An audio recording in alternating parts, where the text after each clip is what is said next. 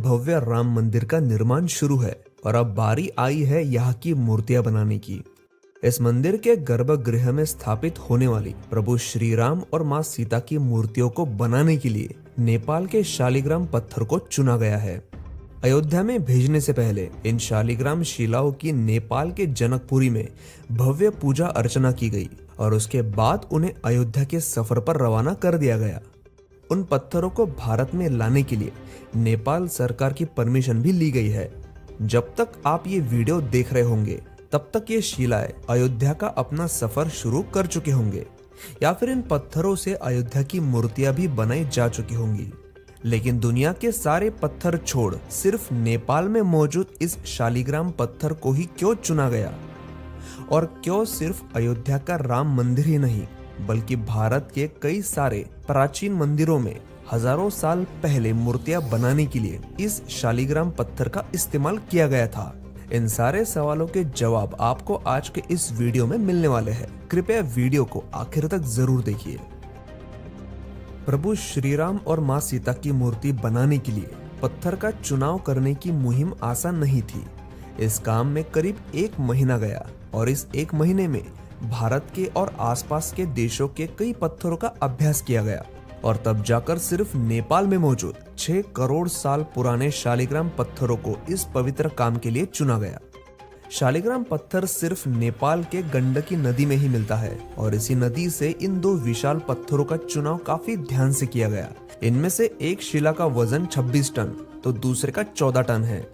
वैसे तो शालिग्राम पत्थर कई जगह में मिल जाता है, लेकिन नेपाल के इस गंडकी नदी में मिलने वाला शालिग्राम पत्थर बहुत खास है क्योंकि इस पर सुदर्शन चक्र और गधा जैसे चिन्ह दिखाई देते हैं। भले ही इन सिंबल्स के पीछे का रीजन कुछ और हो, लेकिन इन सिंबल्स का हिंदू धर्म में खास महत्व है और इसीलिए भी इन पत्थरों को काफी पवित्र माना जाता है। इस शालिग्राम पत्थर पर आप जो सुदर्शन चक्र जैसे सिंबल देख रहे हो वो एक्चुअली में अमोनाइट नाम के एक समुद्री जीव के जीवाश्म की वजह से है। अमोनाइट आता है अमोनोइड्स इस क्लास में, जिसमें करीब 10,000 प्रजातियां मौजूद थी। ये जीव समुद्र में पृथ्वी पर जुरासिक और क्रेटेशियस पीरियड में रहा करता था, मतलब आज से करीब 140 मिलियन साल पहले। क्रेटेशियस पीरियड के आखिर में ये जीव पृथ्वी से विलुप्त होने लगा, लगभग उसी समय जिस समय डायनासोर विलुप्त हो रहे थे। जब कोई भी जीव मरता है तो उसका शरीर डिकम्पोज होना शुरू होता है। धीरे धीरे उसके शरीर का नरम हिस्सा गल जाता है और सिर्फ हड्डियां बचती है।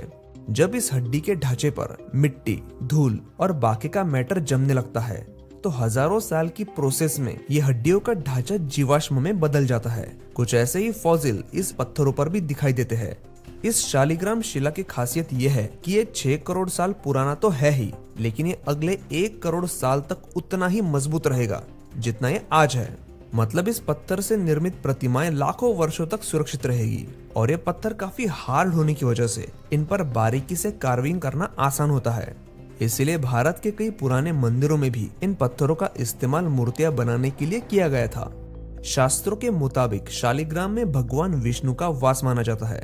हिंदू धर्म में हर एक चीज में ईश्वर खुशते हैं और इसी धर्म में कई प्राणियों को, जीवों को भगवान का दर्जा दिया गया है और इसीलिए खासकर इस पत्थर का चुनाव राम मंदिर की मूर्तियां बनाने के लिए किया जाएगा।